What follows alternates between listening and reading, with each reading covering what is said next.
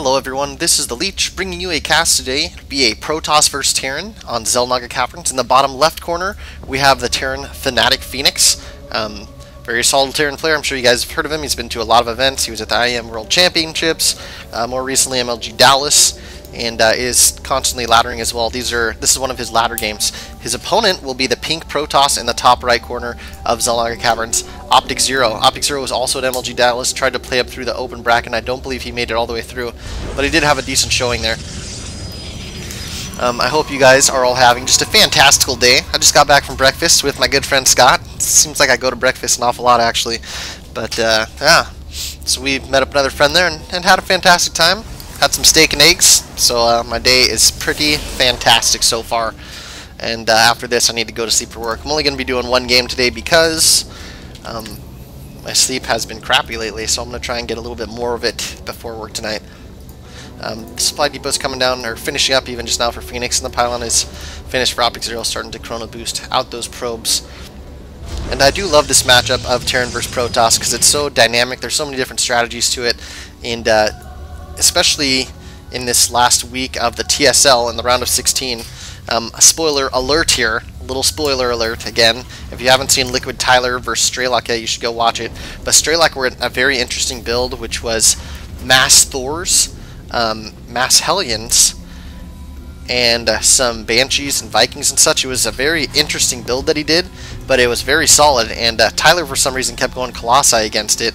And anyways, those Strike Cannons, Thor upgrade, was ridiculous and really won the game for Strelok. So very interesting game from him and from both those players. And if you guys haven't watched the TSL yet, you really need to go catch up on those games. So many good players in there that are just doing amazing things. So anyways, I digress here. We're going to see the Orbital Command coming down from Fenix. Also the Cybernetics Core just about to finish up, or start even, for OptiKzero. It's about almost halfway done, and OptiKzero's second gas is coming down as well.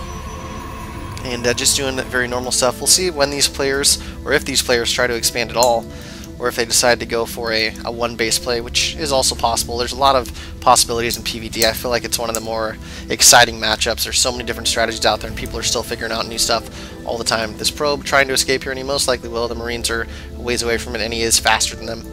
There's a Stalker coming out right now for OptiKzero, and he actually chose to forego that first Zealot. So it looks like a robotics facility going to be coming down here. And Phoenix, I'm not sure if that was on purpose or not, but he was walking right next to the pylon and ended up blocking it a few times. So robotics facility is now on the way down. There's a reactor coming down on the barracks for Phoenix right now. So probably going to see a decent amount of Marines coming out and a fast expansion as well. So a 1-Rax expand after getting a reactor on that barracks. Robotics facility is about halfway done, and warp gate research has been started for OptiKzero. It's about probably 20% of the way done. Still just using that chrono boost on the probe, so not using it for the warp gates yet. And I don't believe he knows this expansion is going down just yet. No, he does not. But he might guess that just based on only seeing the 1-Rax there. And he is actually bringing this scouting stalker up here to come take a look. We'll see if he's able to do any damage. The command center is about halfway done, and we do have a second refinery coming down right now for Phoenix. Warp gate research about 50% complete as well, and another gateway is on the way. Stalker's going to come in here and actually pick off the SCV build in the command center, so delaying that command center a little bit can be a big deal later on. OptiKzero is probably going to expand here soon, so if he can get his expansion going up soon, that can make a big deal. OptiKzero deciding to not try and fight those Marines too much longer, even though they are faster and have a shorter range. With this brush here, Phoenix can really use that to his advantage and eventually take down that Stalker, or at least keep him from doing too much. Do have a reactor now coming down on the factory of Phoenix, and Phoenix is also getting a starport as well. The Nexus now coming down at the natural expansion for OptiKzero, and that warp gate research is just about to finish up. He is on 2 gates now, and chrono boosting that last little bit of warp gate research. SCV is able to sneak in here, so he's going to see everything that's going on. Though there's nothing too telling here. The main thing is probably this robotics facility, and really Protoss are going to get that eventually anyways. Stalker's coming up harassing this SCV that's trying to build a bunker here, and there's an observer here as well, watching everything that Phoenix is doing. That starport is now finished up for Phoenix, and he's actually getting some siege tanks out here, so he switched that reactor, or apparently it was an accidental reactor, and he canceled it and switched to a tech lab, and he is starting to get siege tanks out of it now, and getting a tech lab down on the starport as well. So we'll see what tech he decides to go there. This Stalker continuing to try and poke in, but he can't screw around with that bunker too much, and there's more Marines down here, and the Stalker's eventually just going to decide it's not worth it to try and micro that much against that many Marines, and he's going to run off. A robotics bay coming down now for OptiKzero, so we're going to be seeing some Colossi play. Is an interesting choice. Colossi versus siege tanks can be kind of interesting. If OptiKzero moves in the wrong way and there's a lot of siege tanks, then all the gateway units can be taken out, and we all know that Colossi are not very good without gateway units. There's a Banshee coming out right now, no cloak being researched yet, and he really doesn't have the gas income, it seems like, to spare that just yet. He does have a third refinery finishing up right now, but I feel like cloak would just kind of be a waste at this point, as there is already observers out. And this robotics facility is starting to pump out the Colossi now. One Banshee's about halfway complete. More siege tanks coming out. And looking at the supply, they're both about dead even right now. They both have their expansions up, running fairly well. There's 2 siege tanks out right now, 4 Phoenix, 10 Marines, and 2 Zealots, 1 Stalker, and 2 Sentries for OptiKzero. We'll take a look at our APM tab just for the heck of it. We'll see Phoenix looks like a much faster player. 248 average APM versus the 160 of OptiKzero. But it's hard to have 240 APM and actually have it all be constructive things. Really anything above like 100 or 120 you can play at a very high level just having that much. There is 2 observers down here by OptiKzero, so he is seeing a lot. He's seeing the entire army right here, which is starting to head out, 3 siege tanks and submarines, and we'll see how far he decides to push up there. Siege mode is not finished yet, but it probably will be by the time he makes it up to that base, or we'll be close to it. More barracks coming down right now, and a Stargate actually finishing up right now for OptiKzero, so we'll see if he decides to start going Void Rays to bolster that Colossi army. And we also have a Banshee approaching the main here, and he's going to be able to do a lot of damage actually, so there is no units nearby, and if he pulls back too many units, nope, he's just going to pull back 1 Stalker, so a very smart move by him. This Banshee already having 4 kills, doing a decent amount of damage. Going to chase the Stalker away too, but another Stalker comes up, and siege tanks starting to move up a little bit. This group of Marines going to come up and poke as well. There's an observer here, and this large army is not going to be something he wants to run against with Marines against that Colossi. There is no extended thermal lance just yet, but still Colossi against Marines is not a pretty picture, so the siege tanks are going to head back. The Banshee is still up here and surviving, but there is multiple pylons coming down here. He doesn't have a forge just yet, so he's not going to see any cannons for a while. There is extended thermal lance on the way right now, and it's not being chrono boosted just yet. Here it comes now. There's the chrono boost. There is a 3rd command center being laid down at this location for Phoenix in the common knowledge hallway, if you will. And more siege tanks here at the main. Stim is on the way for Phoenix, as well as concussive shells and level 1 infantry upgrade for the Terran. 3 Marauders as well, and more barracks coming down. So if we take a look at the production facilities here, we have 2, 3 barracks, 4 barracks down right now for Phoenix. And that 4th refinery is coming down right now. I believe he's still on just 1 factory pumping out siege tanks, so not going too crazy siege tank heavy, still sticking mainly to a bio ball. We see the OptiKzero has 2 Colossi out right now, no more on the way right now, and is actually getting a Twilight Council and halting the Colossi making at this point. He really does have a fairly small gateway army here, and he needs to have more to have that real Protoss death ball that everyone's afraid of. Another Banshee here is trying to sneak up to do some damage, and we'll see if he tries to commit to that to actually do something there. I feel like he could have done a lot of harassment on this robotics bay maybe, or who knows? Who knows? The Marines are starting to take down the rocks at this location, so the command center down here can float and take that, or we'll see if he decides to go there or the gold. A lot of Terran like to just try and go straight for the gold, as it will put them ahead. Some Zealot Lake Speed is on the way, and Thermal Lance has finished up, so there is another Colossi being pumped up, and OptiKzero deciding to go Phoenixes out of his Stargate. So there you see the Phoenix. Now some turrets going to be coming down as Phoenix sees those Phoenixes. So good reaction by him. Phoenixes, of course, cannot attack turrets, so always a good choice. This Banshee still just sitting here in the corner, not doing too much. Supplies are still very even. Stim's about to finish up, Combat Shield about to finish up, and level 1 Infantry about to finish up, as well as Zealot Legs for OptiKzero. Also level 1 Ground Weapons for the Protoss is about to finish.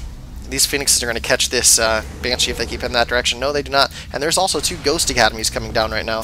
We'll see where he's locating those. There's 1 Ghost Academy. I don't see where the other one is. Here's the second right here. So we'll probably just going to be seeing Ghost for EMP, as that is a very standard thing. More Marines and Marauders here poking up, just checking for expansions, not actually attacking anywhere just yet. And they haven't seen that gold yet, I don't believe. Let's take a look.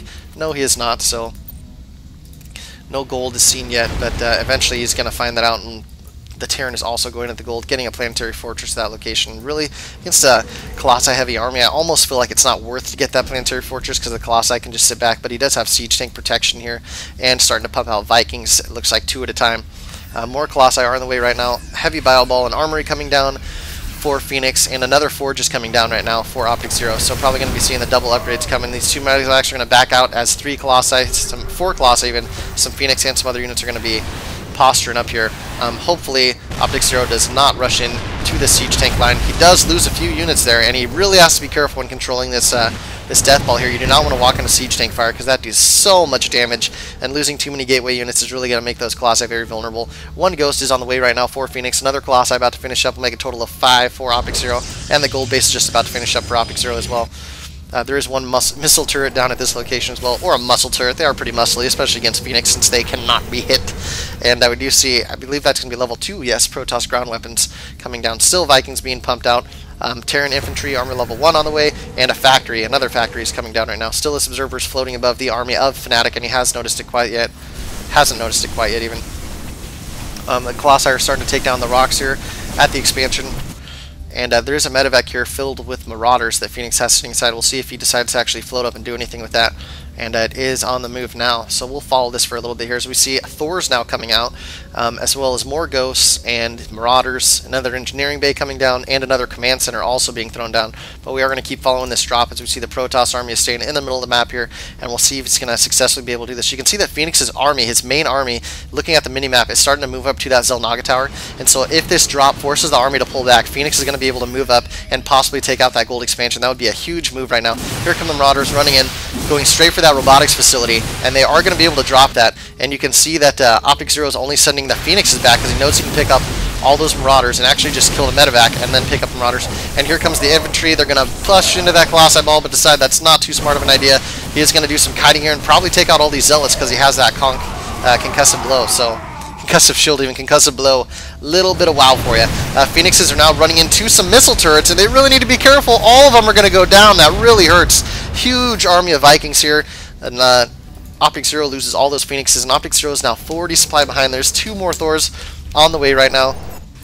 So you see the Thors and the siege tanks sticking back with each other by the Ghosts, and the Marines and Marauders are kind of floating around here together. Another medevac headed down, and he's trying to take the long way around to make sure it's not going to get discovered, as he believes that OptiKzero could possibly have this Xel'Naga tower even, not tavern. My goodness.